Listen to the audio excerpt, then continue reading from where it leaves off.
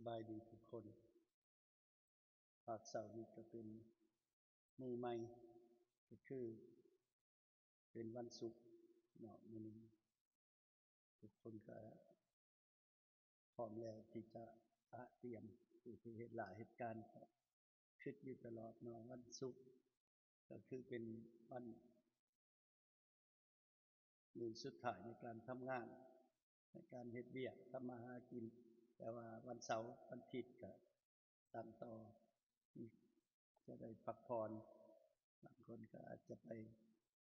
ท่องเที่ยวบางคนก็อาจจะมีรายการ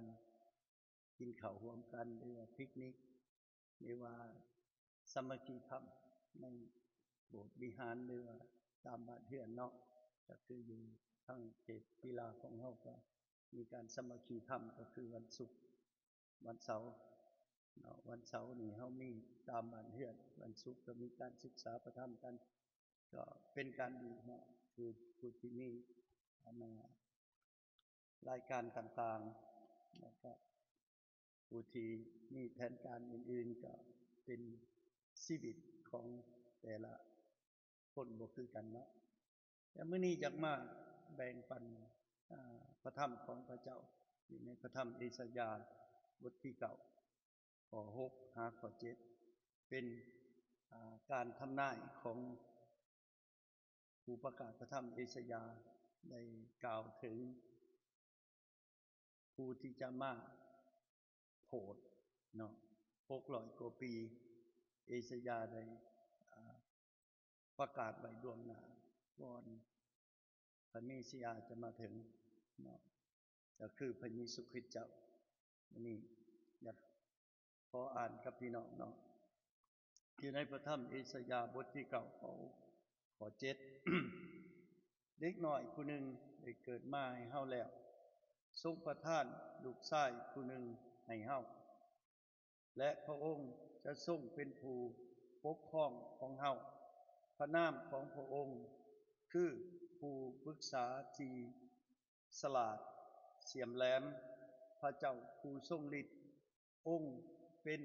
พระบิดาตลอดไปองค์สันติราชพระราชอำนาจของพระองค์จะเพิ่มพูนขึ้นเรื่อยๆราชอาณาจักรของพระองค์จะมีความสงบสุขตลอดไปพระองค์จะปกครองสืบต่อกษัตริย์ดาวิดจะทรงให้อำนาจอย่างถูกต้องและยุติธรรมเริ่มแต่บัดนี้จนถึงเท่าอวสานพระผู้เป็นเจ้าองค์ยิ่งใหญ่จะทรงกระทำการนี้ทั้งหมดด้วยความหวังแหนแม่นเนาะพระธรรมพระเจ้านี้เป็นจริงหรือบ่พระธรรมพระเจ้านี้ได้เขียนไว้ในพระธรรมเดิมเอสายาห์เนาะได้เขียนไว้ว่าเป็นความจริงบ่เป็นความที่มนุษย์สมัยนั้นก็คือชาวอิสราเอลรอคอยพระเมสสิยาจะมาเนาะพระเมสสิยาพระอริยเมตไตรหรือพระเยซูคริสต์และแต่ภาษาที่จะบ่งบอกและเขียนกันแล้วก็บอกกันต่อๆมาเนาะฉะนั้นมื้อนี้เราจะติดตามพระธรรมเดิมและก็ติดตามพระธรรมใหม่ในพระคัมภีร์ใหม่เนาะ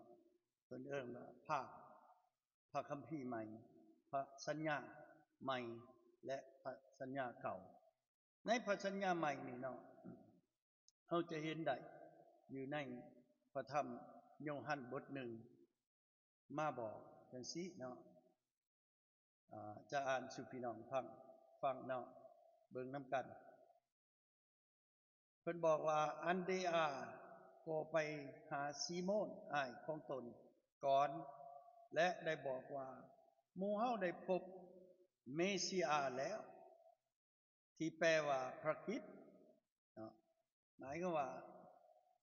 อันเดอานี่ไปหาซีโมนน้องชายของเพิ่นขอโทษอ้ายของเพิ่นเนาะได้ไปหาซีโมนอ้ายของตนเพิ่นว่าและบอกว่าเฮาได้พบพระเมสสิอาแล้ว นะเขาได้พบพระเมสสิยาที่แปลว่าพระคริสต์เนาะถ้าว่าตามภาษากรีกจะแปลว่าพระคริสต์เนาะแต่ว่าเมสสิยาเขาเคยได้ยินเนาะสมัยก่อนยังน้อยเพิ่นก็ได้เว้าสู่ฟังสมัยพ่อเฒ่าสมัยแม่เฒ่าเนาะแต่ก่อนเพิ่นว่าพระเมสสิยาจะมาพระเมสสิยาจะมาพระเมสสิยาจะมาโปรด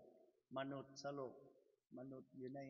วัฏสงสารเนาะมนุษย์ของเฮานี่ตกอยู่ในโลกวัฏสงสารเนาะตกอยู่ในโลกที่บาปกรรมตกอยู่ในโลกที่มีความทุกข์โศกตกอยู่ในโลกความบุญวาย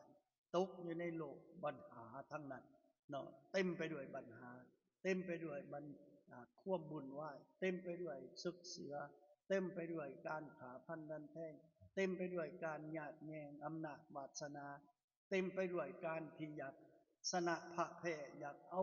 สนะพระแผ่หาเรื่องหาแถวใส่กันหลายสิ่งหลายอย่างเกิดขึ้นเลยเป็นโลกวุ่นวายโลกเฮาบ่มีสุขเลยเนาะพระเจ้าแนมเห็นเนาะเบิ่งมาแต่บนฟ้าสวรรค์เห็นโอ้มนุษย์นี่ลำบากหลายมนุษย์นี่ทุกข์หลายมนุษย์นี่ขาดที่พึ่งเนาะมนุษย์นี่บ่เห็นแสงสว่างมนุษย์อยู่ในความมืดเพิ่นว่ามืดนี่หมายความว่าตกอยู่ในความบาปเนาะฉะนั้นพระเจ้าจึงได้ส่งพระบุตรของพระองค์ลงมาทรงพระเยซูพระเมสสิยาลงมาเกิดในโลกนี้เพื่อช่วยมนุษย์ให้พ้นจากความผิดความบาปนะเพราะว่าความบาปนี่พ่อแม่ได้ทำมาสืบมาฮอดลูกฮอดหลานฮอดลูกฮอดเต่าเท่าคู่มือนี่เนาะใหญ่ขึ้นใหญ่ขึ้นใหญ่ขึ้นคือกับเป่าหมักอารมณ์ใส่หมักปุกนี่เนาะเป่าไปเป่าไปเป่าไปจนมันเต็มหลายที่สุดหมักปุกมันหับบ่ได้มันแตกปึ้งเลยเนาะฉะนั้นความผิดความบาปเป็นแนวนั้นเนาะหมายความว่าสืบต่อ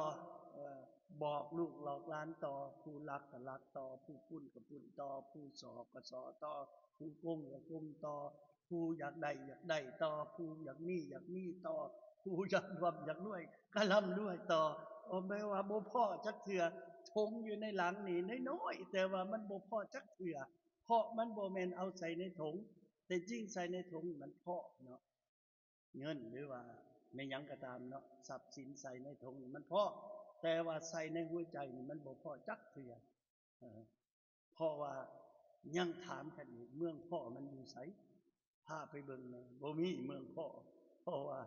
เมืองพ่อนั้นแม่นมหาพระเยซูเท่านั้นแม่นมหาพระเจ้าเท่านั้นบ่อนที่จะฮู้บ่อนที่จะเข้าใจบ่อนที่จุดจบของชีวิตที่จะไปอยู่ในบนฟ้าสวรรค์ได้ก็ต่อเมื่อมหาพระเยซูบอกว่าเฮานี่แหละเป็นชีวิตเฮานี่แหละเป็นทางนั้นเฮานี่แหละเป็นประตูเฮานี่แหละเป็นผู้มาไถ่ถอนความผิดความบาปของทานทั้งหลาย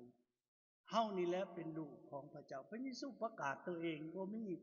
ศาสนาใดบ่มีพระอื่นอีกเนาะประกาศตัวเองว่าเฮานี่แหละมาจากสวรรค์เฮานี่แหละเป็นลูกพระเจ้าเฮานี่แหละสิพาไปสวรรค์บ่มีเนาะนี่แต่พระเยซูเท่านั้นฉะนั้นวันนี้การทำนายของอิสยาห์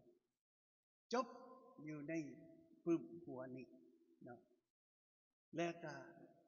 บันทึกมาเพิ่นมาด้วยการนำเอาราชอาณาจักรของพระเจ้าลงมาเนาะมาโผล่มนุษย์มาเปิดประตูให้มนุษย์ได้เข้าหาเพิ่นเนาะได้เข้าหาเพิ่นเนาะถ้าเฮามาเบิ่งอยู่ในโรมบท10ข้อ9นำกันเนาะพระธรรมโรมบท10ข้อ9เพิ่นสิบอกแนวนี้เนาะเพราะว่าเป็นคำสัญญาของพระเจ้ากับมนุษย์เนาะในเมื่อเฮาเห็นอยู่ในข้อนี้เฮาจะจับใจว่าโอ้พระเจ้าเว้าแท้โอ้พระเจ้าเฮ็ดแท้เนาะเอาจริงเนาะบท10ข้อ9เพิ่นสิเว้าจังซี่เพิ่นว่าคือถ้าเจ้า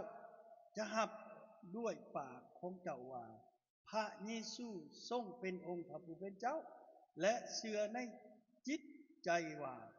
พ พระเจ้าได้ทรงบันดาลให้พระองค์ทรงขึ้นมาจากตายแล้ว เจ้าก็จะได้พ้นเอเมนพี่น้องขอฝากพระธรรมบทนี้เป็นสำคัญที่สุดที่ในพระธรรมโรมนะถ้าว่าเฮาฮับเอาพระเยซูด้วยปากเชื่อด้วยใจว่าพระเจ้าทรงบันดาลพระเยซูขึ้นมาจากตายผู้นั้นก็จะได้พ้นเนาะหลายกว่านั้นอยู่ในโยฮันบทหนึ่งข้อ12เขาได้บอกอีกเนาะได้บอกอีกว่าถ้าผู้ใดหักเชื่อในพระองค์ต้อนรับพระองค์ผู้นั้นจะได้สิทธิ์เข้ามาเป็นลูกพระเจ้าเอเมนแสดงว่าเฮาสิเห็นได้อยู่ในข้อบท10บทโยฮันบท1ข้อ12เนาะเดี๋ยวเฮาจะเบิ่งนํกันอยู่ในนี้แต่ส่วนบรรดาผู้ที่ต้อนรับพระองค์คือผู้ที่เชื่อในพระนามของพระองค์พระองค์ก็ทรงประทานสิทธิ์ให้กลายเป็นบุตรของพระเจ้าเอเมนแสดงว่าเฮาได้มาเป็นลูกพระเจ้าเฮามีสิทธิ์เข้าไปในแผ่นดินสวรรค์